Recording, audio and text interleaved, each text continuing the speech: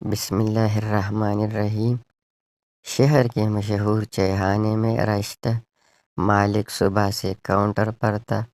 سر رکھنے کی فرصت نہیں تھی۔ دوپہر تک اس کے سر میں درد شروع ہو گیا۔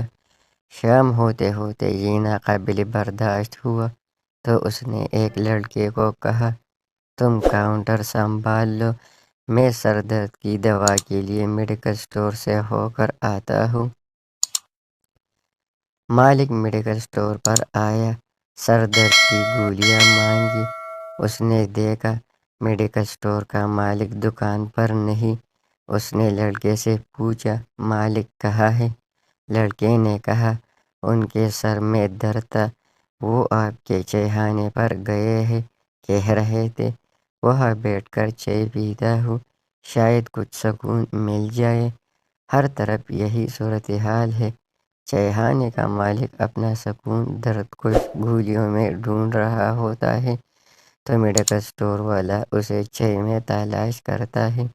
سکون سب کو چاہیے، اسی سکون کے لیے کوئی در در دنیا گھوم رہا ہے تو کوئی مزاروں کی چوکھٹ پر بیٹھ جاتا ہے۔ ہماری اکثریت یہ سکون باہر ڈھونڈتی ہے۔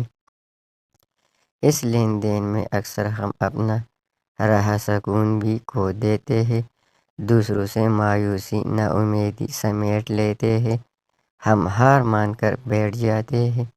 تب ہمیں پتہ چلتا ہے جس سکون کو ہم در در باہر تلاش کر رہے تھے وہ تو ہمارے اندر ہی تھا۔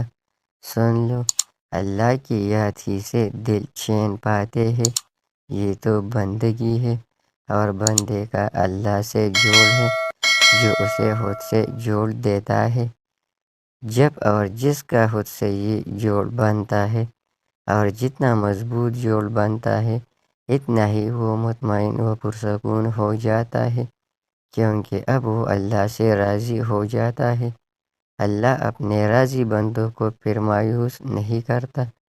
اس پیغام کو دوسروں تک پہنچائے تاکہ اللہ کسی کی زندگی کو آپ کے ذریعے بدل دے۔